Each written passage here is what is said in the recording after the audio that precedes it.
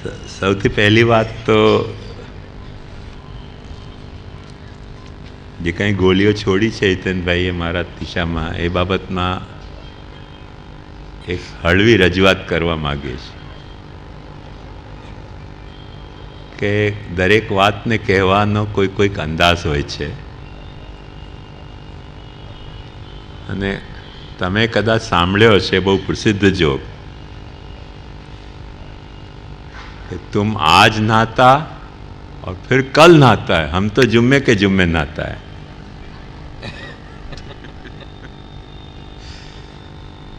તો આપણને લાગે કે આજ પછી કલ કોણ જાણે કેટલા દિવસે આવતું હશે, અને જુમ્મે કે જુમ્મે ફટાફટ આવતો હશે. તે બોલવાના આવા લહેજાને કારણે જે સમીપ વસ્તુ હોય છે દૂર ચાલી જતી હોય છે, ને દૂર વસ્તુ હોય છે પાસ પણ આવી જતી હોય છે. અરે 10 વર્ષમાં તમને આનો રિઝલ્ટ મળી જશે. આનું તમને આજે રિઝલ્ટ નહીં મળે, છેક કાલે જાણવું મળશે. આપણે લાગે ઓ કેટલો લાંબો ગાળો થઈ ગયો.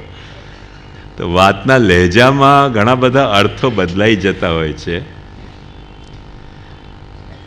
એમ મેં જે કંઈ ધર્મના શરણાગતિ ધર્મ છે તો એના ધર્મ તરીકે સ્વીકારવા જતાં જ એના અધર્મના 5 પાસાઓ વિધર્મ, પરધર્મ, આભાસ, ઉપમા, છલ આપણને કોઈકને કોઈક માન્ય કરવા પડશે. પછી એનું સ્વરૂપ લક્ષણ કાંઈક છે, પછી એની પત્નીઓ છે, એના ચરણો છે 4. એ એવી રીતે કહ્યું કે જાણે આજ નાતા હૈ ઓર કલ નાતા હૈ. નીતિનભાઈ કંઈક ભક્તિમાં એવું સમજે છે કે જુમ્મે કે જુમ્મે નાતા હૈ. આમ તો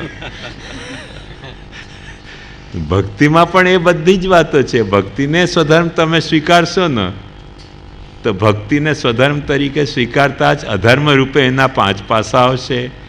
ધર્મનો લક્ષણ જ્યારે હશે તો એ 10 લક્ષણ ભક્તિમાં ઘટિત થવા પડશે. ધર્મ પત્નીઓ પણ ભક્તિને ધર્મ તરીકે સ્વીકારતા થશે, અને એ 4 ચરણો ભક્તિમાં પણ થશે. તેથી સંપૂર્ણ સભાનતાથી મેં સેવા, શરણાગતિ, સમર્પણ, સેવા, ભક્તિ 4 અંગોમાં 1 મિનિટ યાર બોલવા તો દે મને. 4 અંગોમાં એ વાત ઘટાવીને કહી હતી. એટલે જે કાંઈ અઘરું છે ને શરણાગતિમાં, એ શરણાગતિનું અઘરું નથી.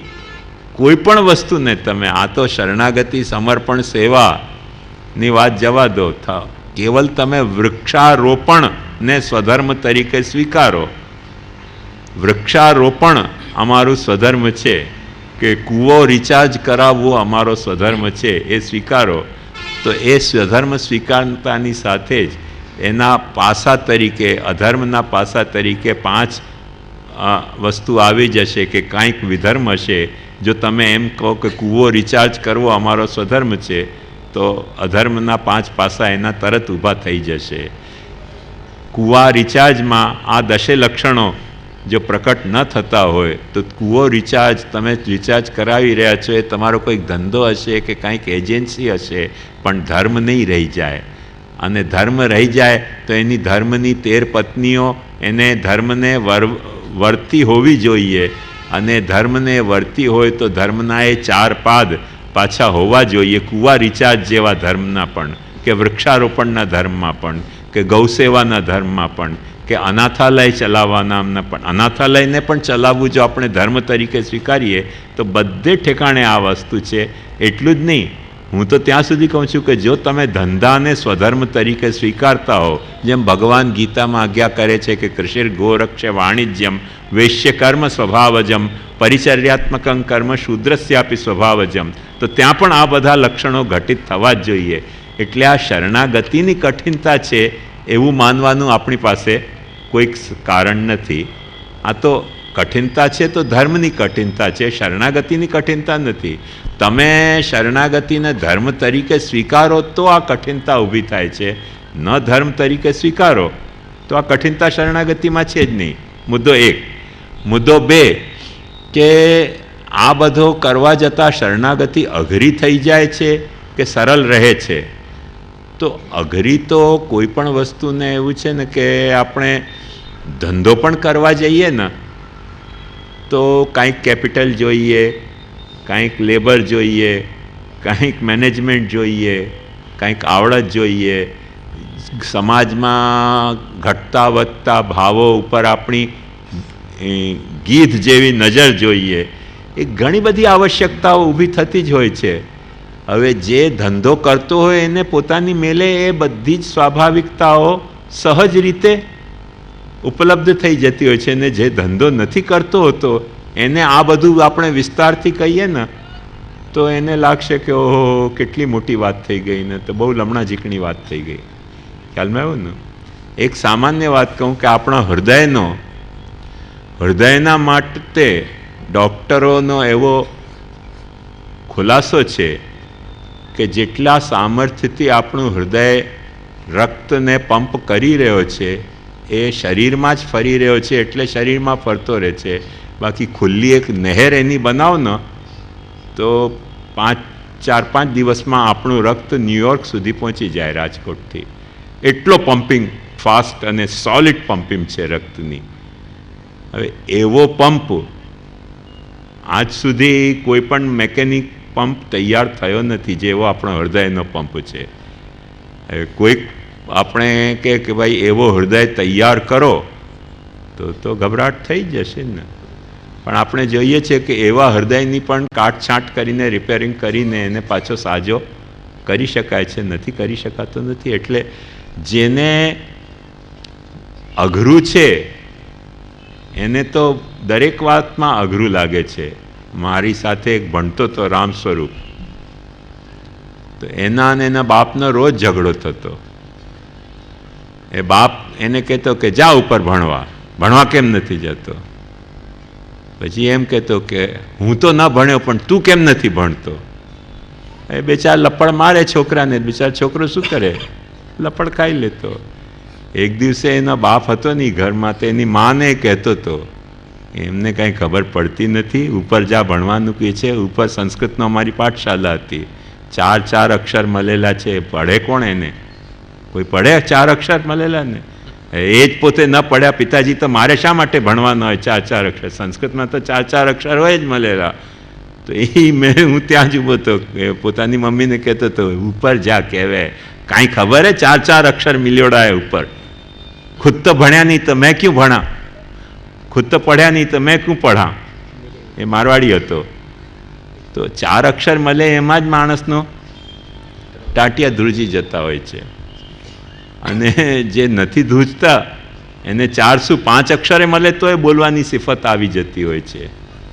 એટલે મુદ્દો એ છે કે અઘરું શું છે ને સરળ શું છે એનો કોઈ દુનિયામાં પેરામીટર છે જ નહીં. દરેક વસ્તુ અઘરી છે. જો તમને માફક ન આવતી હોય ને તમને માફક આવતી હોય તો એવરેસ્ટ ચડવું એ સરળ છે. મને માફક નથી આવતું, આ સીડી ચડવું અઘરું છે આજે મારા માટે, બહુ અઘરું છે. અને જેને માફક આવતું એને એવરેસ્ટ ચડવું એ સરળ છે. એટલે અઘરું અને સરળની ચિંતા આપણે છોડી દેવી જોઈએ. મુખ્ય ચિંતા આપણે એ કરવી જોઈએ कि पहले तो अपने दिल की रज़ा जान जाइए, फिर जो निगाह यार कहे मान जाइए. पहले तो कार गुजर जान जाइए, फिर फर्ज राह जो भी कहे मान जाइए. તો પહેલાં તમારે એ વસ્તુ સમજવી જોઈએ કે તમારો હૃદય એ માર્ગ ઉપર ચાલવા માટે તૈયાર છે કે નહીં. પછી રસ્તા જેણે બનાવ્યો છે એ જે નિયમો રસ્તા ઉપર ચાલવાના બતાવે તેને આપણે સ્વીકારવાના રહ્યા. એમાં કોઈ દિવસે કોઈ અઘરું થતું નથી. હું જાણું છું સરખી રીતે કે સ્કૂલમાંથી એબસેન્ટ રહેનારા છોકરાઓ MBA કોર્સ કરવા જાય ને સવારથી સાંજ સુધી ભણતા જ હોય છે, ભણતા જ હોય છે. ગાંડાની માફક, બાવરાની માફક ભણતા હોય છે. કેમ આટલું ભણો છો? બોલે MBA. આમસ્તું બીતા હોય છે તેથી ભણતા હોય છે. એને પૂછો કેમ આટલું બધું ભણે? બોલે MBA. આમસ્તું બીતા હોય છે એટલે આટલું બધું ભણતા હોય છે કે નહીં તો રખડી ગયા અને સ્કૂલમાં દાંડીઓ મારતા હોય. તો એ શું છે કે જે વખતે માણસને જે વસ્તુ ચઢી જાય છે તે સરળ થઈ જાય છે, જે નથી ચડતી તે અઘરી રહે છે. એટલે શરણાગતિની કોઈ કઠિનતા છે નહીં. હવે રહી વાત એ કે ભક્તિની, તો એક વાત ધ્યાનથી સમજો તમે કે ભક્તિનો સૌથી મોટો હૃદયના દૃષ્ટિથી સરળતા, એક ભક્તિની સરળતા એ છે જે લાલુ ભટ્ટજીએ સમજાવી છે. અને મેં એ જૂનાગઢના પ્રવચનમાં જ્યારે સેવા કૌમુદીમાં મેં કર્યો, એ અહીંયા પુસ્તકો પણ મળતી હશે કદાચ, એમાં લાલુ ભટ્ટજીએ ખુલાસો કર્યો છે કે સેવા જે છે એમાં સખ્ય ભાવ શું છે? અપ્રેરિત પ્રિયકરણમ. અપ્રેરિત પ્રિયકરણમ. જે વાત કરવાની તમને કહેવામાં ન આવી હોય તેવી વાત તમને સૂઝે, પોતાના સ્નેહ સંબંધના કારણે, સખ્ય સંબંધના કારણે, તેનું નામ સખ્ય. અને જે કહેવાનું કરવામાં આવ્યું હોય તે સૂઝે તો એ સખ્ય ભાવ નથી, દાસ્ય ભાવ છે. આટલું કરવું પડશે, સવારે ઝાડુ કાઢવી પડશે, સાંજે જે છે તે પાછી ઝાડુ કાઢવી પડશે, છન્નો પોતો લગાવવો પડશે. આ બધો જે કર્મ છે ને એ દાસ્ય કર્મ છે. પણ સવારે ખાલી ઝાડુ કાઢવાનું કહ્યું હોય અને છન્નો પોતો કરવાનું ન કહ્યું હોય, પણ કોઈકને એમ સૂચતું હોય કે ના ના, ખાલી ઝાડુ કાઢવાથી કામ નહીં ચાલે, છન્નો પોતો એ કરવો જોઈએ મારે. અપ્રેરિત પ્રિયકરણ. કેમ? કેમ કે આ મારું ઘર છે. ઘરમાં આવેલી પત્નીને જો એમ લાગે તો એ પત્નીમાં સખ્ય ભાવ પ્રકટ થયો. હવે સાસ બતાવી દે કે ભાઈ આ વાનગી બનાવી છે, પણ પોતે ઓબ્ઝર્વ કરે કે કઈ વાનગી પતિને કે પરિવારના કઈ સદસ્યને ગમે છે, અને એ વાનગી સાસ ન કહેતી હોય તોય બનાવે, તો પત્નીમાં સખ્ય ભાવ પ્રકટ થયો. એમ આપણી સેવામાં સખ્ય ભાવના ઘણા બધા એલિમેન્ટ છે. એ જો તમે ધ્યાન આપશો ને તો એ સ્નેહની દૃષ્ટિથી સેવાને અતિ સરળ બનાવી દે છે. પણ જેના હૃદયમાં સખ્ય ભાવ નથી તેના માટે સેવા બહુ કપરી અને અઘરી થઈ જતી હોય છે. એનું એક સામાન્ય ઉદાહરણ તમને કહું કે ઠાકોરજીને સ્નાન કરાવવા હોય તો ફક્ત ગરમ જલથી કામ નથી ચાલતું, ઠંડુ જલ એ પાસે મૂકવું જોઈએ. ફક્ત ઠંડા જલથી સ્નાન નથી કરાવી શકતા, ગરમ જલ પણ રાખવું જોઈએ. એ ગરમ જલ અને ઠંડા જલને સમાવવો જોઈએ. સમાવવાને તમે શું કહો? મેળવ. હા, નવાયું. તેને નવાયું જોઈએ. અને ફક્ત નવાયું પણ તમે અંદાજથી નહીં નમાવો, એમાં ઉલટી આંગળી નાખીને માપો કે સુહાતું નવાયું છે કે નથી નવાયું. એ નવાયા પછી પાછું ઠાકોરજીને ઉપર પાણીને એમ નહીં રેડો જાણે કોઈ બાળકને ઉપર પાણી રેડીએ તો બાળકનું દમ ઘૂટી જતું હોય છે. એવી રીતે રેડો, હળવાશથી રેડો કે ઠાકોરજીને એવો ન લાગે કે મારા ઉપર પાણી રેડવામાં આવી રહ્યું છે, પણ ઠાકોરજીને સ્નાનનો સુખ થાય. આ બધું અપ્રેરિત પ્રિયકરણ છે. અને અંગવસ્ત્ર કરો તો લઈ કપડાં લઈને ને આમ નહીં કરી દો, હલવાશથી એક એક અંગને લૂંછો ઠાકોરજીના. આ બધું અપ્રેરિત પ્રિયકરણ છે. એવું શાસ્ત્રમાં ક્યાંય નથી કહ્યું. સ્નાનમ સમર્પ્યામી પતી ગઈ વાત. નાખો, રેડો. તમે જઈને કોઈ પણ મંદિરમાં જુઓ, જગન્નાથજીમાં જુઓ, બદ્રીનાથજીમાં જુઓ, લેપ પાણી રેડે, ઠંડુ પાણી રેડી દે, બસ સ્નાન થઈ ગયું. પૂજામાં તો બહુ સરળતા છે અર્થમાં કે એક ચમચીમાં આટલું જલ લઈને સ્નાનમ સમર્પયામી. આખું પડલે કે ન પડલે ઠાકોરજી, પણ સ્નાનમ સમર્પયામી એટલે સ્નાન થઈ ગયું. તો બહુ સરળ છે પૂજા. અને આપણી જે સેવા પ્રણાલી છે અપ્રેરિત પ્રિયકરણની, સખ્યની, બહુ કોમ્પ્લિકેટેડ. બહુ કોમ્પ્લિકેટેડ. કેમ કે 2 કટોરી રાખવી ગરમ જલની, ઠંડા જલની, પાછું સ્નાન કરાવવા માટે ઠાકોરજીને થાળી બિછાવો, થાળીમાં પાછું એક ચોકી બિછાવો, ચોકી ઉપર પાછું લાલ વસ્ત્ર પહેરાવો. આવું શાસ્ત્રમાં ક્યાંય નથી કહ્યું ભાઈ સાહેબ. આ બધું અપ્રેરિત પ્રિયકરણ છે કે આપણે એ વિચાર્યું કે નહીં, મારા બાળકને નાહવું કઈ રીતે કરવું ગમે. અને તે પાછું આપણે કીર્તન જોઈએ ને તો આપણને જાણવું મળે કે કુંવર કે સંગ ડોલત નંદરાની, મન મેં મતો કરત ઉઠ ભાજે, દુખિત કેસ અરુજાની. તો એને લલચાવવો પડશે. લલચાવવા માટે કંઈક એના માટે સ્નાન કરતી વખતે આવી જાય, શાંતિથી સ્નાન કરે, પાછો કંઈક બદામ પિસ્તા માખણ મિશ્રીથી એને લલચાવવાની ઓર વાત છે. એવી બધી લલચાવાતની વાત કંઈ શાસ્ત્રમાં પૂજા વિધિમાં કહેવામાં નથી આવી કે સ્નાન કરવા માટે એને લલચાવવું જોઈએ. રાજકુંવર અધના તો ભાજ્યો તાકી કહો કહાની, કહાની ઓર સંભળાવી ઠાકોરજીને તે વખતે લલચાવવા માટે કે એમાં મન ઉલજી જાય તે દરમિયાન સ્નાન કરાવી દઈએ. આ બધી કોમ્પ્લિકેશન જે છે ને, હવે જેને સ્નેહ હોય તેને તો અપ્રેરિત પોતાની મેળે સૂઝશે, પણ જેને નથી સ્નેહ તેના માટે તો આ લમણાજીક થઈ ગઈ કે એક કર્યા પછી આ આટલું બધું કરવાનું હોય. પૂજા માર્ગ બહુ સરળ છે. નૈવેદ્યમ સમર્પયામી, એક ગોળની ડલી લીધી ને સામે મૂકી, સમર્પયામી, પ્રભુ ખુશ તમે ખુશ. જ્યાદા ભાંજગઢ છે જ નહીં. આપણે ત્યાં તો રસોઈમાં જે સામગ્રી સિદ્ધ થઈ હોય તે તપેલામાં ભોગ ન ધરાવાય. ઠાકોરજીને અરોગવાના પાત્ર નોખા જોઈએ, એમાં પાછા ચમચા ઓર સાજો. મર્યાદા માર્ગમાં ચમચાની કોઈ જરૂરત નથી. અને અમારે ત્યાં તો અમારા ઘરની વાત કહું, નાનો હતો ત્યારે તાજી મહારાજે દરેક સામગ્રીના નોખા નોખા ચમચા સિદ્ધ કરાવ્યા કે દાલ અરોગવી હોય તો એવો ચમચો જેમાં દાલ ભરાઈ જાય. પેલી સૂકી સામગ્રી હોય તો એને સૂકા સામગ્રીના માટેનો ચમચો. તો સામગ્રી વાઇઝ ચમચા યાદ રાખવા પડતા હતા. એટલે મેં દરેક ચમચાના નામ રાખ્યા હતા. કનકટો ચમચો, કાનવાલો ચમચો, કુવા જેવો ચમચો, ચપટો ચમચો, દાંડીવાલો ચમચો, ગોલ ચમચો, એ બધો રટીને યાદ કર્યા ત્યારે મને ખબર પડી કે આ ચમચા બધા તે વખતે મારા મનમાં બહુ વિદ્રોહના ભાવ જાગતા કે આ કઈ જાતનો પ્રકાર છે કે ચમચાઓની બધી ગણતરી આપણને કરવી પડે ને જો તે હિસાબે ચમચા ન સાજીએ સામગ્રીમાં તો વડીલો ગુસ્સે થઈ જતા કે આ ચમચો ખીરમાં ના આવે, ખીરમાં આ ચમચો આવે. અરે ભાઈ, હવે ચમચા તો ચમચા જ છે, એમાં કોઈમાં પણ કાંઈ પણ સાજો.